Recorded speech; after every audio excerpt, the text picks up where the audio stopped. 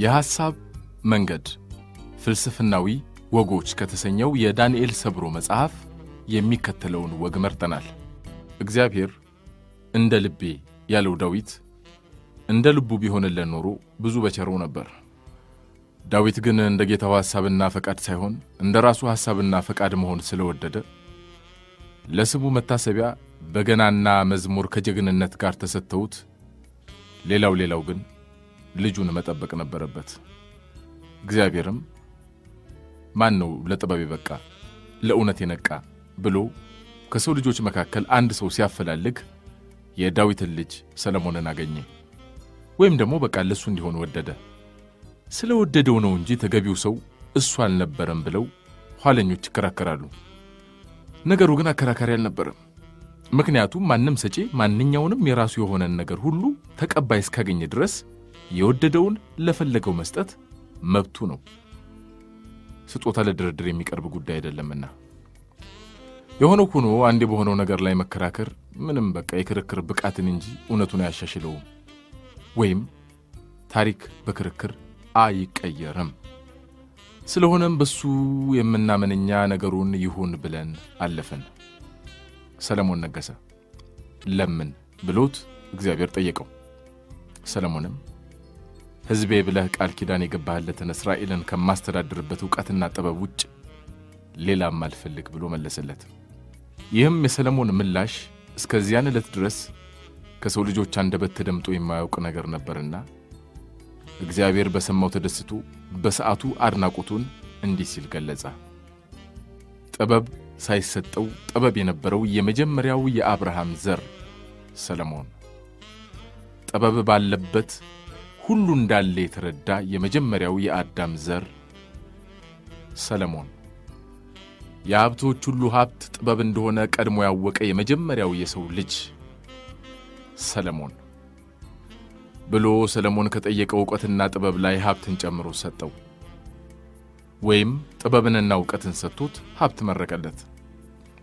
ሰለሞን ብዙ ተብሎለት ይህ ሁሉ ሲሆን ድንገት ነገሩ ከአይሁድ ጆሮ ያልፍና ከሩቅ ምስራቅ ሕዝቦች ዘንድ ይደርሳል።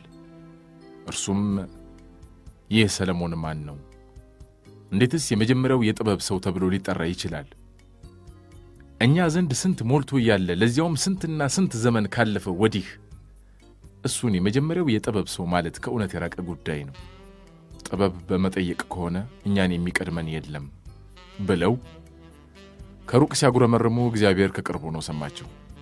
ያው እሱ በባህሪው በእንዲህ አይነት ሰዓት ነገሩን ሰምቶ እንዳልሰማ በዝምታ ማለፍ የሚመርጥ ቢሆንም ያኔ ግን አንድ ነገር ብቻ ለማለት ወደደ። የጥበብ መጀመሪያ ጥያቄ ሳይሆን ማመን ነው ብሎ ተናገረ።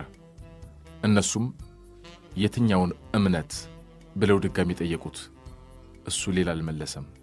ግን እንዲህ አለ፣ አትሳሳቱ፣ ሃይማኖት እንጂ እምነት አንድ ናት፣ አንድያ ማመን ብሎ ጥሏቸው ሄደ።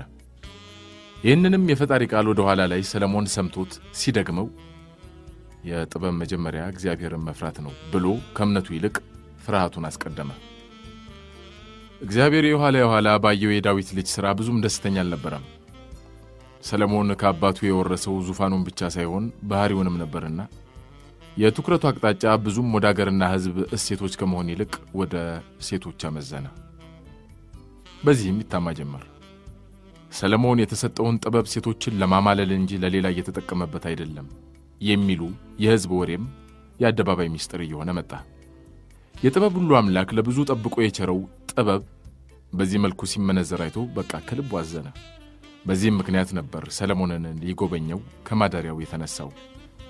እግዚአብሔር ሰለሞንን ሊጎበኘው ሲፈልግ መንገዱ በቀይ ባህር በኩል ነበር። በዚያም ሲያልፍ አንዲት ሴት ከባህር ዳር ቆማ ስትጨነቅ አያት። እንዳያትም ሳባ ብሎ ጠራት። አቤት ቢያውቀውም አውቆ እንዳላወቀ ጠየቃት። ሳባ ማዕበሉ ጭንቅ ሆኖባት መውጫ ባጣችበት በዚያን ሰዓት የፈጣሪን እርዳታ በማግኘቷ እጅግ ደስ እየተሰኘች ጌታዬ መቼስ ካንተ የሚሰወር አንዳች እንደሌለ አውቃለሁ። የሚሄደውማ አንተው የተስፋይቱ ምድር ወዳልካት ወደ ጽዮን ከተማ ወደ ንጉሱ ማደሪያ ነው። ሰለሞን አንተም እንደምታውቀው በጥበቡ እጅግ እየተደነቀና እየተሞገሰ ያለ ንጉስ ነው።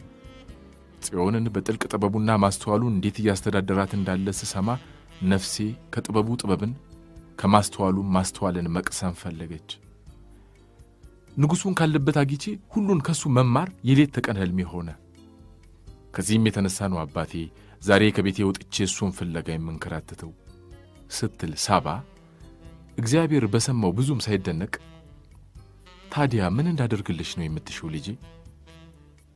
የጠየቅሽው ሁሉ ይደረግልሻልና ሳትፈሪ አሁኑኑ ጠይቂኝ። ሳባ ከሰው ሳይሆን ከፈጣሪ አንደበት ልጄ የሚለውን ቃል ስትሰማ እስከዚያን ዕለት ተሰምቷት የማያውቅ ከልክ ያለፈ የልጅነት ስሜት ከላይ እስከ ታች ወረራት። ልቧ ልጅ ልጅ ልጅ ልጅ ብሎ መታ። አፏ ልጅ ብሎ ተንተባተበ። መላ ሐሳቧም በልጅ ሐሳብ ተውጦ ነፍሷም ልጅ ብሎ ቃተተ። ሳባ አሁን ሙሉ በሙሉ ልጅ ሆነች። በትክክል ልጅ ስለሆነችም ያን የጠየቀችው የልጅ ጥያቄ ነበር። እንዴት ብዬ ላመስግን አምላኬ? ስምህን የማወድስበት ቃላት አጣው። አንተ በእውነት ለሚሹ ሁሌም ከስትንፋስ ቅርብ ነህና ስምህ ብሩክ ይሁን ጌታዬ። ሕዝብህን ከግብጽ ባርነት ስታወጣ ባህሩ ባንዲት የሙሴ በትር በሁለት እንዲከፈል ኃይልና ብርታት እንደሆንከው ሁሉ አንዳች እንቅፋት ሳያገኛቸውም ከባህሩ መሃል መንገድ ሆነህላቸው በሰላም እንዳሻገርካቸው እኔንም ማዕበሉ ጸጥ እንዲል በስልጣንህ ከዚህ ከንጉሥ ዘንድ በሰላም አድርሰኝ። ከኋላዬ ደጀን ከፊቴ መሪ አንተ ሁንልኝ። ከዚያ ሌላ አላስቸግርህም አባቴ ብላ ሳባ አንገቷን ደፋች። እግዚአብሔርም በሰማው ነገር እየተገረመ ለመሆኑ የጥበቡን ባለቤት በደንብ ታውቂዋለሽ? ሰለሞንን ነው? እስካሁን በወሬ ነው የማውቀው ጌታዬ። ቤቴ ደርሼ ባይኔ እስካየው እጅግ ጓጉቻለሁ። ንጉሡ እጅግ ጠቢብ ነው ሲሉም ሰምቻለሁ። እግዚአብሔር ሌላ አልተናገረም፣ ግን እንዲህ አለ። አንቺ ሴት ሁሉም እንዳሳብሽ ይሆናል። በሐሳብሽ የጸነሽው ከሆድሽ ይረገዛል። የሆድሽ ፍሬ ግን እንደ ሐሳብሽ ይሆን አይሆን ወልደሽው ቤተከተይኝ አላት። እሱም እንደጠየቀችው አደረገላት፣ ሆነላትም። ከፊትና ከኋላዋ መሪ ጠባቂ ሆኖላት ካሰበችው ስፍራ ደረሳት። በዚያውም የሰለሞንን ሥራውንና ኑሮውን አስተዋለ። ግን ምንም ለውጥ ምንም አዲስ ነገር አልነበረም። ለብዙ የታጨው የዳዊት ልጅ በሺህ ሴቶች ተከቦ ሌላውን ዓለም አያይም ነበር። እግዚአብሔር ሳባን አድርሷት ጉብኝቱን አጠናቆ ሲመለስ ያን ጎረቤቱ እስኪመለስ ድረስ ለሰማዩ እጅግ ቅርብ የሆነውን የኢትዮጵያን ምድር አስተዋለ። እንዳስተዋለውም እንዲህ ብሎ ተናገረ። ቅርብ መስሎ ለሰማይ ከሰማይ የራቀ ምድር ባጠገባቸው እያለሁ ሳይፈልጉኝ የሩቅ ሰው ለማግኘት የሚባዝኑ ሕዝቦች ብሎ በዚያ ሲያልፍ ሕዝቡ ምን ይልህ እያሉ ሰማይ ሰማዩን ያዩ ነበር። ሳባ በቀደደችው መንገድ የልጅ ልጆቿም ዛሬም ወደ ውስጥ ሳይሆን ወደ ውጭ ተማሉ። ዕውቀትን ፍለጋ፣ ሥራን ፍለጋ፣ መጠጊያን ፍለጋ፣ እንጀራን ፍለጋ የልጅ ልጆቿ ዛሬም ድረስ ወደ ውጭ ይፈልሳሉ፣ ይባዝናሉ። ግን ሁሉም ከውስጥ ሁሉም ከቤት ነበር።